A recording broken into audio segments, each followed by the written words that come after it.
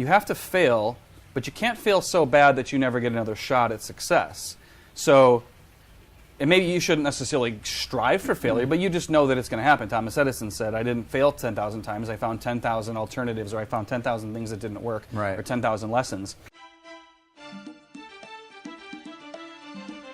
All right, what's up, everybody? I am Brandon, and I have a special guest with me this week, Mr. Dan Kalis, good buddy of mine, and a partner in Flipping Awesome, a real estate brand that we're working on together. And I'm super excited because you are now moving to the beautiful sunny state of Florida. Moving back, actually. Moving back, okay, all right. And so it took a pit stop to come spend some time with us, and I'm very much looking forward to the rest of the day after this podcast. And it's like the Ritz-Carlton here. Why would I go anywhere else? Got the pool. So we figured we had to record this week outside because you are big on lifestyle. You and I have this, what's the word I'm looking for?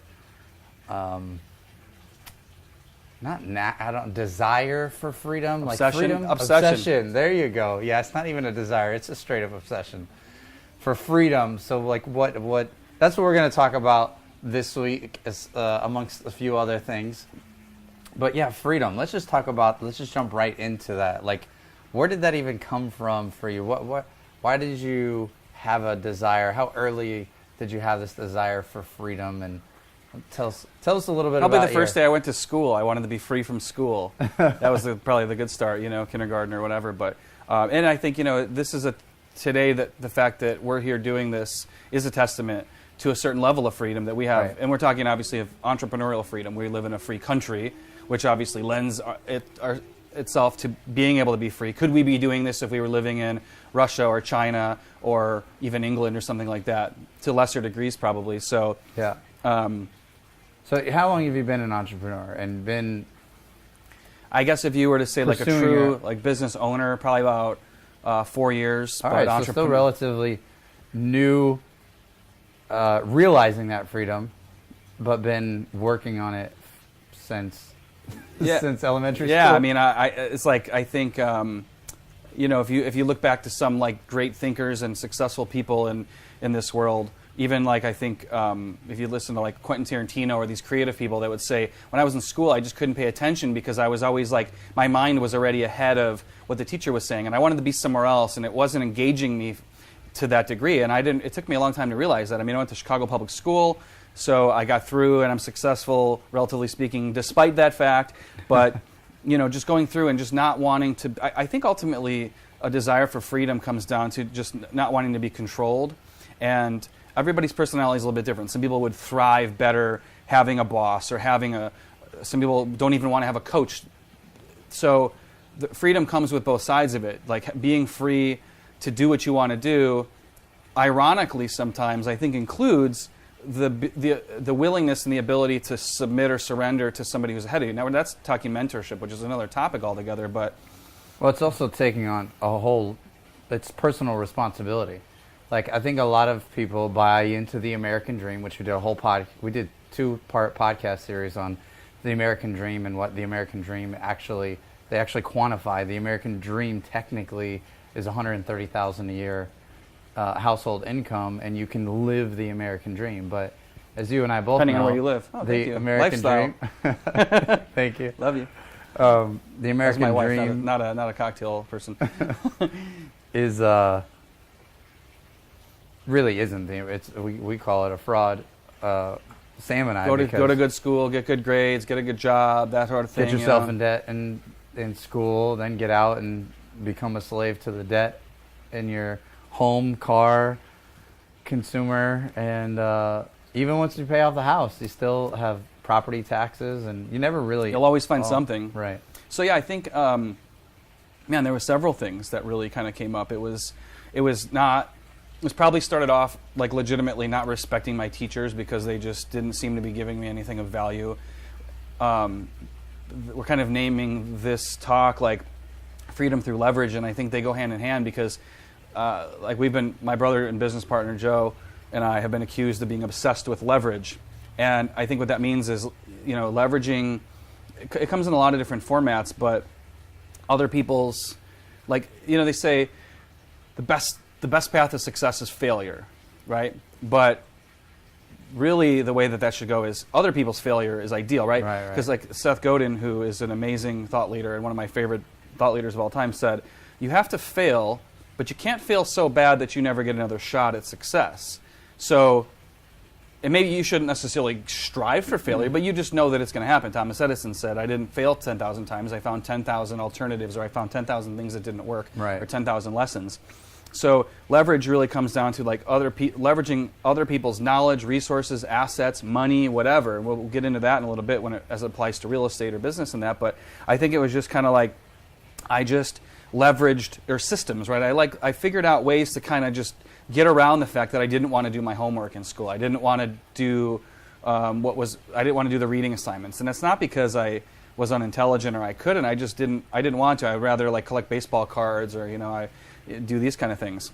But there was a point where later in my life, my dad would always try to do these little side projects and do real estate, or mostly it was related to real estate.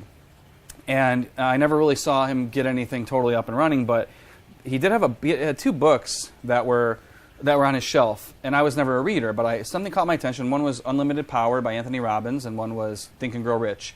And I just happened to pick up Unlimited Power one day, and I thought, this concept that you could actually like take control of your life, that you could create the lifestyle that you want. And in essence, it's kind of like a lifestyle design message. But I was like a teenager, so I didn't really pick up on that, and I didn't have a way to do it. But I thought, I can that's where it starts with the belief. It starts with imagination. Yep. And once you're like, oh wait, there's other people that think like me, talk like me, believe even bigger than me. Now, okay, it's worth me going down a path. It's worth me failing forward, right? Yep, you're validated. Right. And it's social proof in a way. And at the time, we didn't have Facebook and true social proof from a social media standpoint, but it was like, okay, like this guy's speaking my language. Like it's like, and I never had a problem when I was a kid with like depression or anything, but I was like, had a really good family, loving family, had everything that we pretty much wanted, middle class to slightly above upper middle class. And so, but I just knew like, okay, what am I going to want to do? I always wanted to be like a professional baseball player. Okay, well, even if I was going to really do that, I had to think bigger. I had to do these kind of things. So there was a seed planted, and then later in life, after I got through college, and again, I was telling you earlier, like this is a testament to leverage. Before I even knew I was using leverage and freedom, it was like I got through K through 12, got a diploma, got through college, got a bachelor's, and I did the least possible amount of work that you could possibly do to still get by and get a B minus, C plus average, which was good for me. Whatever. I never aspired to be a physicist or a professor or a doctor, right? But so that was leverage, right? That was the first time. I didn't even realize I was doing it. I was leveraging. I wasn't cheating per se, so I wasn't leveraging other people's homework or whatever. But I would leverage, Cliff Notes. Cliff Notes is a form of leverage. It's getting the most bang for the least amount of payment, so to speak. Yeah. So that was one of the first examples. And then, getting into the work world, what did I want to do? I started off doing some things that I realized weren't going to pay me very much. And I didn't even really, I wasn't really thinking I want to become a multimillionaire at that point until, I realized how little I was actually making. And my friends were talking about, oh, I'm a stockbroker, I'm selling this, and I want to get into sales. Sales is a form of leverage because you're leveraging, in some cases, big numbers. It's like law of large numbers. You're leveraging the ability to reach lots of people through different methods to then get a reward. And sales is one of the highest paid occupations out there. And then there's a guy that I grew up with who was a couple years older than me named Sean, and he was a stockbroker, and he was in his late 20s, and I was in my mid or early 20s. And he showed me, and this was in 2000 or 2001, and he showed me a check for $13,500 and something dollars, and I said, you made that in a month? And I knew always that there was people, ball players and rock stars making millions of dollars, but it's not real, right? Yeah. You're like, I don't know any of those people. I'm never going to meet those people. But to meet somebody live and be like, this is a check for $13,000. This is after taxes? He's like, yep. He's like, I actually had a kind of a bad month this month. And I was like, dude, you're 27. You're selling stocks. Okay, so now that opened up. Okay, and you just start to get exposed to different things. And I think everybody, probably at every point in their life, your son and daughter, my daughter at 5, 4, and 3, they're exposed to certain things, and they don't necessarily realize it. But at a certain point, you think, okay, I could either push that away and say I could just forget about that, or I can dig into it. Now, luckily for them, they have parents and us that are going to encourage them to think big. Right, and my right. parents, they never discouraged me. They never really said, "Oh, let me help you be rich," but they never discouraged me either. And I think a lot of people, unfortunately, are told, "You can't do this. That's unrealistic. Right. You don't need money." You know, what we were talking about earlier also, like, you just need enough money to make you happy, to be comfortable. Why do you need all that kind of stuff? Right. That's poison for somebody who ultimately has the potential to do these kind of things.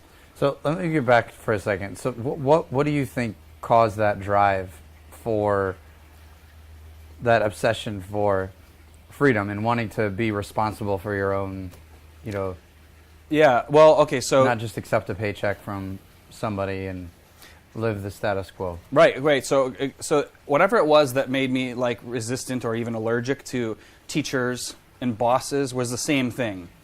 I don't know if it's... Any authority? I've never been arrested in my life, thank God, you know. I mean, like, so I wasn't rebellious, but I just didn't like people telling me what to do. And I think we could have a whole other episode where we talk about are entrepreneurs made or born. But I think in some cases, some people are just, they don't know how to channel it. But yeah, it was like, I just knew that, like, oh man, I don't want to have to listen to what somebody's telling me to do. I don't want to have to go somewhere when I don't want to. I want to sleep in if I want to sleep in.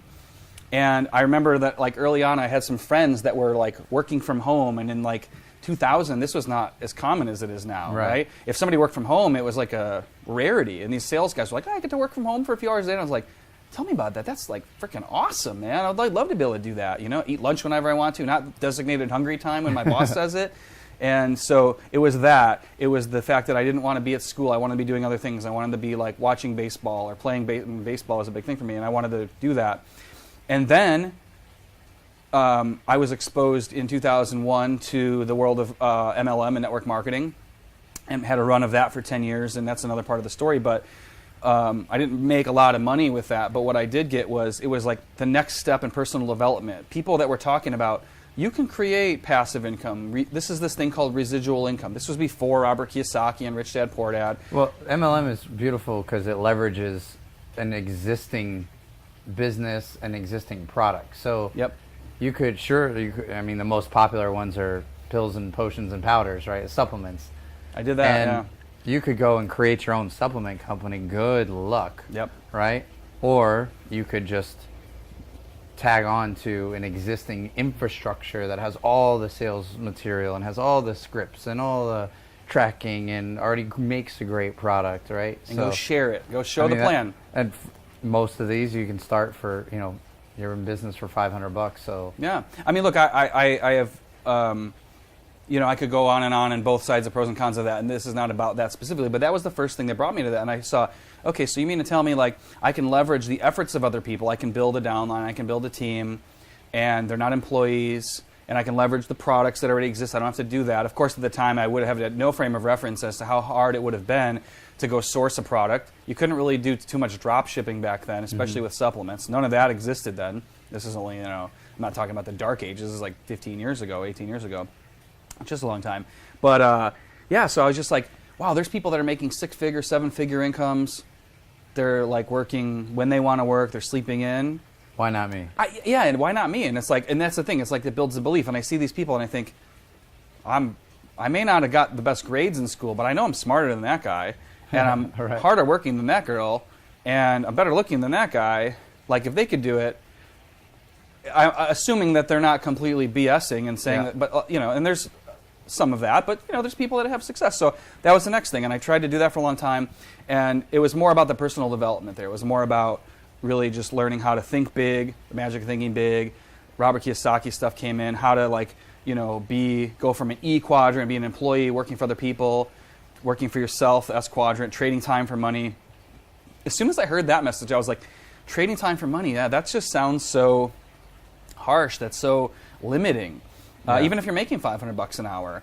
And I don't know, like, some of these things you just can't really explain. All I can say is, if somebody is watching this or listening to this, it's like, if you have that in you and that burning dream of, like, I just want to be able to do what I want to do when I want to do. And I think that almost everybody has that. I think the only people that don't are those that have talked themselves into the fact that they didn't, because either they're not willing to do what it takes or somebody discouraged them along the way. or it hasn't gotten painful enough yet. So I want to take this down a little bit more personal route and then tie Sure. it up with business. So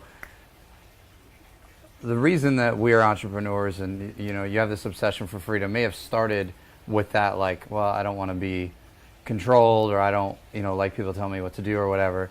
But let's talk about family life, right? So you're a dad, you have a 5-year-old beautiful daughter, a husband, right? You and Jessica I am a husband. together. I don't have a husband. Yes, you are a husband.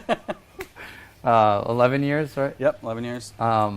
Jessica. Let's talk about that. What lifestyle does that create? What freedom does that provide you by owning your own business and being able to leverage other people's time and Yeah, oh man, and it's priceless. I mean, and this is what I wanted to accomplish prior to ever getting married and having kids.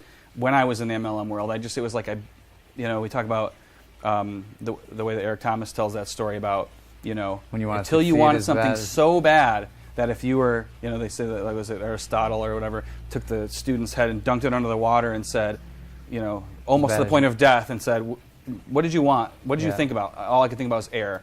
And when all you can think about is freedom until that's all you can think about until you want it that bad, nothing's really ever going to change. And sometimes you could be, this is I think a point that's worth making, sometimes you can want something really, really bad and you could just be in the wrong vehicle. You could you could want to get from Florida to New York, but if your car's broken down, then no matter, you're going to have to walk. You want to be a musician, right? You want to get into the music business or acting. Like, that's a hard business. It is, and there's too many factors, there's too many variables. But when it comes to business, usually it's kind of, yes, you could talk about it's harder if you're this gender, this race, this, that. And I'm not denying that some of those obstacles aren't there. But what I'm saying is really like you have these opportunities to do it. So the vehicle has to be there. So that's part of it. The good news is there's a lot of vehicles. Right? Yeah. There's a million ways to make $1 million. You got real estate. You got, if you wanted to do MLM, if you wanted to do digital marketing, and we're kind of involved in some of these different things. But what was the question? How that freedom and being an entrepreneur has affected family life. So it was back in that time that's like all and I would have people. And this is also the power of, I would say this is another form of leverage, is leveraging the sort of the wisdom and experience of other people. A mentor is a form of leverage because you're able to get feedback from somebody who's 1 or 5 or 20 steps ahead of you and skip a lot of that. If you listen to them, a lot of times, sometimes you get a mentor and you don't listen to them. And sometimes not everything they say is 100%, so you need discernment. But we had people that would say, they would be kind of teasing us almost and saying like, look, I got to sleep until 10 a.m. this morning, and then I went to lunch for 3 hours and with my wife, and then I got to work out in the afternoon. And then I did work for like an hour or two, and I was like, oh my gosh, like that's just the best thing ever, right? Like, or hey, it's a Tuesday, I want to go to the zoo with my kids, and I don't have to ask a boss. You can't teach that. Yeah. I don't know if there's somebody who is hearing this and is thinking, oh, that doesn't really appeal to me. If that is the case, then you probably wouldn't even be listening or watching to this podcast. But for those who are there, it's like, all I can say too is like, the family life, it's so worth it because, my daughter's 5.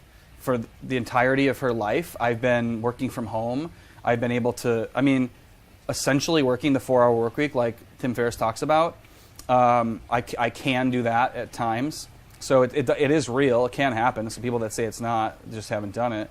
And it's not like I'm not making millions of dollars per year, so don't get me wrong. But like to have a 6-figure income and have total time freedom and can move in. We moved to Colorado for 15 months just because we wanted to see what it was like there, and then now we're moving back to Florida. So like, okay, oops, like we didn't love that, but it's no big deal. Right. To be able to do that, to be able to spend time with my daughter in the morning and not have to then say, oh, sorry, honey, I got to leave, I got to go to work, or spending time in the afternoon, oh, I got to go to a restaurant job at night, or I got to go on the sales call. And the ability to watch things that she's doing, the ability to spend that quality time to get to know my wife or to do this with you, right? Yeah, there's people right now as we're doing this in the afternoon on a Monday that are at work in a cubicle that hate what they're doing. Right. And we're sitting here and getting to create an awesome podcast. So it's, I think, the most invaluable thing because memories and time are the two things that you can buy them sort of, but you can't replace them. Right. If you miss the opportunity. I think one thing that has been strong with me, and I'm never afraid to admit my daddy issues, is leveraging pain, leveraging the pain of the past. So my dad wasn't around. My mom couldn't make certain things at school, like she couldn't make events because she had to work at the bakery or do the, the 9-to-5 Definitely. job. So for me, it was like, well, I know what it feels like to not have that experience, and I don't want to recreate that for my kids. So let me, use the pain to push forward in a positive, because it's pain. Being an entrepreneur is not all sleeping in and 4-hour work weeks. Like, we'll get to the other stuff. Yeah, right? Yeah. It comes with. You its jumped right own ahead and asked me how the of- freedom was. You didn't say how was the struggle. Right. It's the grass isn't always greener on certain days, right? But this is a great point. I want to jump off that real quick because I didn't have the same type of pain, but I have different kinds of pain, and that's great that you're turning that in. And that's a marketing lesson right there too. Is that like human beings, generally speaking, emotionally, psychologically, are more motivated to avoid pain or to reduce pain or eliminate pain than they are to seek pleasure, because if it's pleasure and you haven't experienced it, it's not as tangible. But if it's tangible, I don't want to do that again. I don't want to be like that person. I want to be better.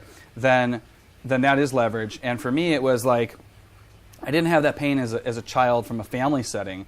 But, I was kind of like the new kid in school, in high school, and I was picked on to a degree only because you're the new kid and it's 8th grade and kids are brutal at that age, and I was a little chubby, and I'm still a little chubby, but we'll take care of that. But that's hard. So for me, the pain was more that in the beginning of my marriage, I had made certain declarations about this is what my lifestyle is going to be from a financial standpoint, from a business standpoint, from health. And some of them came true quickly, some of them didn't. We went through a lot of really hard struggles. Some people don't, on the entrepreneurial journey, go through the same struggles as other people. Cars repossessed, evictions, bankruptcies, all these kind of things. Some of those things we went, some of them we didn't. But that pain, so I can look back and draw from that pain now and say, I'm leveraging that pain to say, now that the second half of my marriage is a lot better, my wife can go, and if she wants to get like a new dress or something from Amazon or go shopping, she doesn't have to ask me. I mean, it's like it's not like it used to be. So that's a great point. Leveraging pain, and then also the other direction, leveraging vision and dreaming. Right? I think you can't. I've had dream boards. You probably have this, pictures of the vacations, the cars, whatever, and that's not everything, but if that's a visual that really draws it's you, inspiring, whether you actually are going to write the check for it or not. If you have the option, you're leveraging these items, these assets. So I don't want to go too far down any of those paths, because there's a number of different forms of leverage that I think are worth talking about. So let's wrap this up with, on the business side, how do you leverage other people's time? How can someone who's in business, maybe they have maybe they're just starting, or maybe they're contemplating, hiring yet another person or taking on another expense, or hiring a coach or a mentor or a consultant or an agency. How have you, because you guys are pretty notorious for that in business and wanting to, where your strengths are and where your weaknesses are, and you outsource those weaknesses, and you leverage other people's strengths. Right? Yeah, and that's one of our favorite words, and you're going to hear that whether you get into the real estate investing business or digital marketing or anything like that. Outsourcing, right? It's like in this day and age now, you can hire virtual assistants, or what we call VAs, overseas, and to them, making $4 an hour is a lot, and to us, it's an arbitrage play. That's another one of my favorite words, arbitrage, because you're basically kind of leveraging the differentials in two different markets or two different opportunities or whatever. So I think in business, I've sort of identified it down to you can leverage other people's wisdom. You can as if leveraging up, like somebody who's ahead of you, with mentorship, with masterminds, with things like that. You can leverage other people's time. In other words, somebody who, and I don't mean this in a negative, I'm not trying to, I mean this in a you don't genuine have to preface it. We're all friends here. No, I'm just saying because depending on how people view this, and this is kind of like a worldview issue, is leveraging people that are below your pay scale in those tasks. Doesn't mean their human value is less. It means that task is worth it. Let me pause for a second, because I love having this conversation with people who are like, why would you pay someone to mow your lawn? You should mow your lawn. And I'm thinking, well, one, I get my Saturday with my kids, but two, there's someone who doesn't, like, that's the value that they bring, and I'm taking a job from them if I keep the money flowing, right? Right. And again, but yeah, like if you go into, I'm not going to get political here, but there's some people that would say, like, you're putting a value on a human. You're saying that you're better than them. It's not that you're better than them. It's that they're willing, or their skill set isn't developed. It's just the way it is. Like, I'm not going to feel bad for the fact that I'm happy about it. You know, like they probably are. The parable of like the fisherman who like meets the businessman, and the businessman like, wait, we could expand this, and we could make all this money. And then he's like, and then what would you do once you made all this money? He's like, well, then I would retire to this little fishing town and fish. And the guy's like, well, you're here already. I'm already here. Like, why would I? But yeah, like there are people that are just happy doing those things. Like people that clean the house are like awesome. You know, they're just awesome people, and they just want different things and are happy with different things. It's not good or bad or political at all. Like, but the marketplace is the marketplace, right? Right. I think probably going to go into some Jim Rohn territory here, but it's kind of like the marketplace places a value on certain things, and it's like that skill is worth something, and being a good communicator is worth more. Why do you think CEOs? Yes, there's some cases where it's unfair, but why does a CEO make 10,000 times more than a mailroom clerk? Mm-hmm. It's because the value to the marketplace doesn't take into consideration emotion or any of that sort of thing. So you're talking leveraging. That's arts and arbitrage thing. Other people's time. So your administrative tasks or around the house, mowing the lawn. I mean, heck, if you like mowing the lawn, then mow your lawn. But I don't like doing that. Me neither. So you have that. You have also the leverage of just information in general. You know that in this day and age, the stats are crazy. Like the amount of new content that comes out, like on the internet on a daily basis, is like more than it was from the beginning of history all the way up until like 1990 or something crazy like that, right? So there's no excuse, right? You could go on iTunes, you go on YouTube, and you can learn everything you need to know. Yes, sometimes and oftentimes there's value in spending money on a premium basis, $100, even $1,000 to buy a course because it's consolidated. And what's your time worth, right? Oh my gosh, that's a whole other podcast in itself. Like putting a value on your time. If you want to be a millionaire and make $1 million a year, then you're basically making $500 an hour, 40 hours a week. Yep. So I've done the math. I think that's right. Yep. So if what you're doing isn't worth, if you could get somebody to do it for less than $500 an hour, then you should possibly outsource it. And then you have the leverage of, so it's time and effort, right? And I think, I'm just throwing out all these quotes, but it was J. Paul Getty or Andrew Carnegie, one of these guys said, I'd rather have the efforts of 1% from 100 men than 100% from my own efforts. Yeah. And that requires a relinquishing of control. Remember we talked in the beginning about freedom, control. They kind of have this kind of diametric but also synergistic thing. In order to have freedom, the irony is that you have to relinquish control. Like you don't want to be controlled, but you also have to relinquish control. Mm-hmm. And then the final one, I think that's the most tangible, is leveraging other people's money. A lot of people are going to be very sensitive to this idea of debt, especially if you're very conservative or if you follow more consumer-based advice. Mm-hmm. Not going to mention names, but there's certain people that would teach all debt is bad. Right. Well, I would say that consumer debt probably is all bad as far as like if you, well, not even to that, because then you can leverage rewards points, right? If you're going to spend money anyway and you have self-control and you can get 3% back, then you should do that. If you don't have self-control, then don't do that. But in business, leveraging other people's money it was these things that allowed me and my brother Joe to get free from our job like 4 years ago, which was a combination of leveraging all this information, leveraging the resources and the mentorship, and stretching ourselves and saying, let's take the minimal amount of money that we have and go and hire and be part of the best masterminds and the best things. And I have to say that I believe now more than I ever have that it sounds cliche, but your network is your net worth. Mm-hmm. And that's true because it's... He wants to hear what we have to say. So like I've gotten to a point where I feel like the relationships that I've built, that I had to spend money for, so don't get me wrong, you can make it happen organically. Access. Sometimes you have to pay to play. Right. Frankly, that's... You don't buy the relationship, but you buy access to be in those Yeah. environments Where did we to have meet? the conversation. We met at a digital marketing conference. We met again at a high-end mastermind, which then automatically sort of self-qualifies. I know that if you're there, and you know that if I'm there, we're at a certain level, and like we don't have to like pretend. We don't have to speak down to each other. Time. So what happened was I brought in my brother, leveraging other people. I said, I want to bring you in. I'm willing to relinquish control. There's that theme again. I'm willing to get 50% of something than 100% of very little or nothing.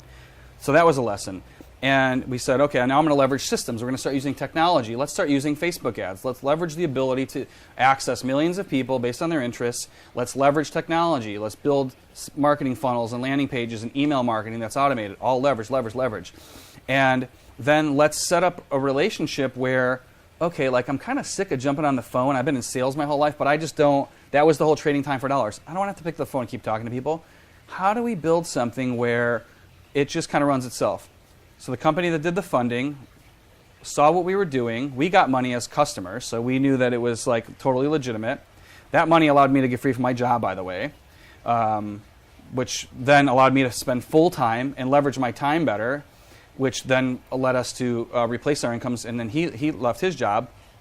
And then the company that we're working with says, wow, I like what you guys are doing. We don't know how to do that. We don't know how to create these Facebook ads. How do we scale this faster? And I said, well, let's partner together, because we don't want to do the funding, like we don't want to do the operations and the processing of it, but you guys are really good at that, and we're really good at this. And so let's merge our forces. And this was like our first deal, and we're like, how do we negotiate stuff like this?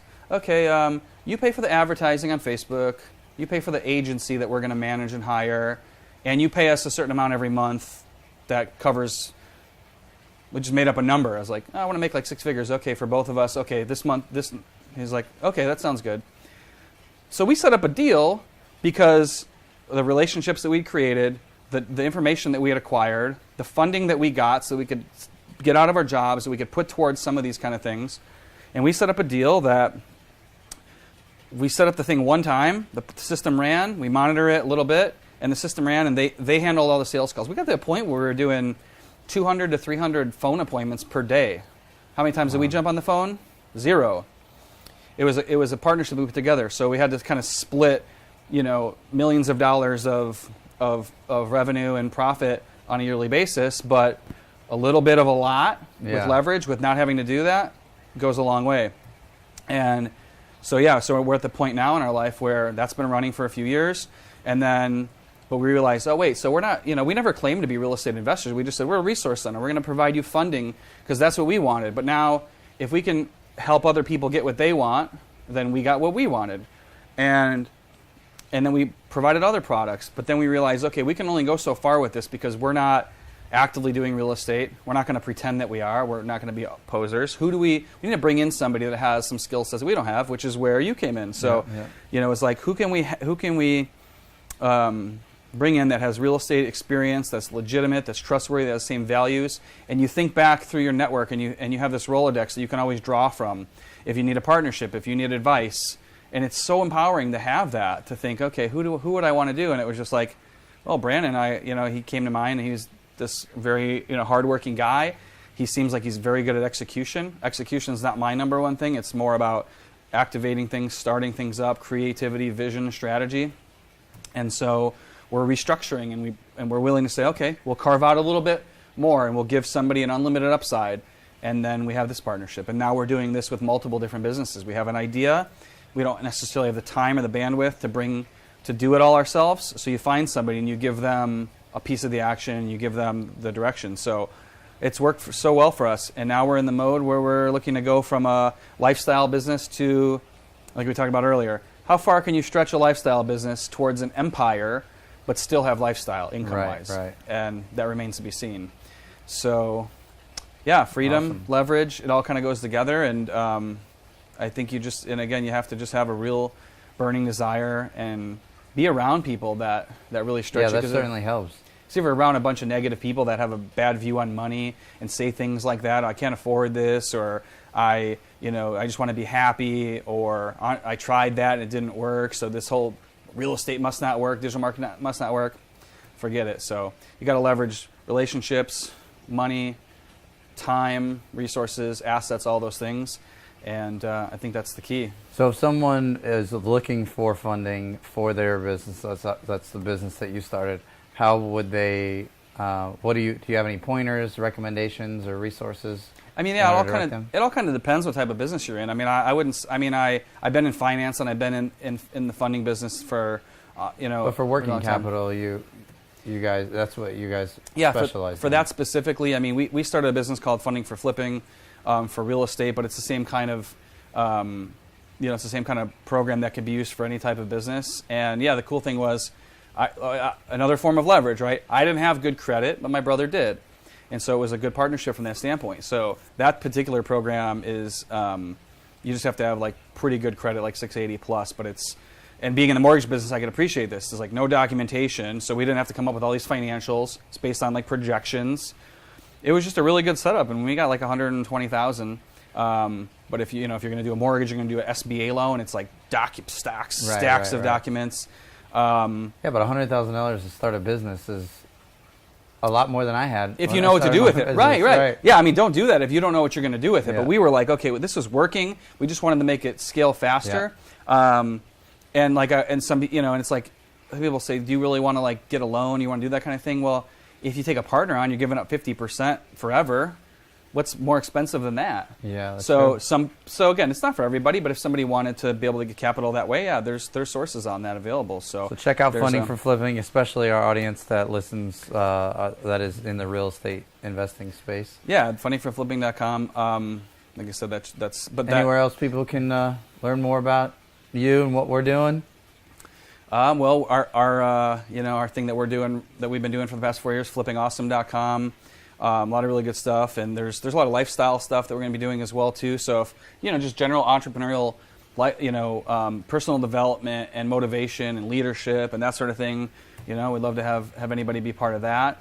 And just however you're watching this or listening to this, you can probably send a message and get ask questions or whatever it is. And like I said, Dan Kalis, Kalis. So look me up if you want to chat about something. And yeah, I think there'll be more of these. I think we have so much to chat about that we just got to keep rolling. I'm excited for what we're doing with the Flipping Awesome community. It's really what I think has been lacking in the space. There's so much information, but like you said, access. All the information you ever wanted in any of those masterminds is in some library or on Google somewhere.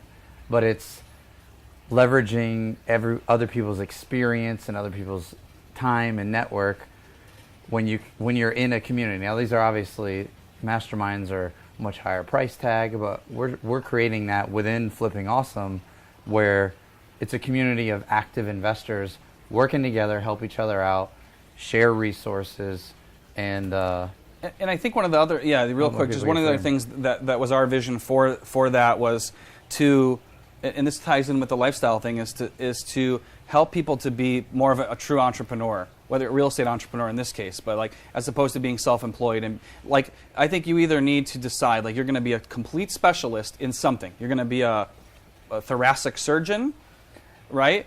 Or you're going to be like a clinic. You're going to own a clinic that does lots of different things. In real estate, maybe your specialty is going to be that you do creative financing and you specifically do seller financing, or you're going to do vacation rentals.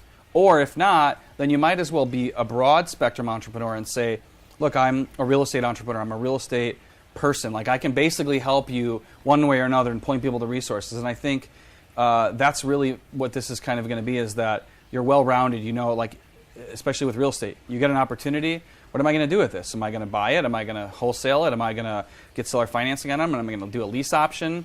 Am I going to whatever? Right. So when you're more well-rounded, we talk about being a real estate entrepreneur as opposed to a real estate investor or a real estate agent. So it's we're trying to kind of make it more lifestyle oriented and say we want you to be able to create freedom through the vehicle that is real estate, and funding is obviously a big part of that too. So we've never seen anybody else offer that type of funding in the market, which is why we did that, and that's why we've been successful with it for the past 4 years, because there's a lot of people offering hard money and coaching on how to do private money, but there's really nobody out there offering this working capital that you can literally get and use for anything that you want. Marketing, paying your own salary, marketing tools, paying for high-end masterminds, whatever. So it's been a blessing for us, and it's available for anybody if they're interested. But awesome. leverage. Well, I appreciate Name of the the game. time. I think it's about hot enough that we need to get in this Yeah, the pool, sun's so- kind of, yeah. Yes, we'll... All right, everybody, don't forget to rate and subscribe, and definitely anyone out there that you know that can use this, please make sure to share, and we'll see you next week for another episode. Take care, everybody. Thanks.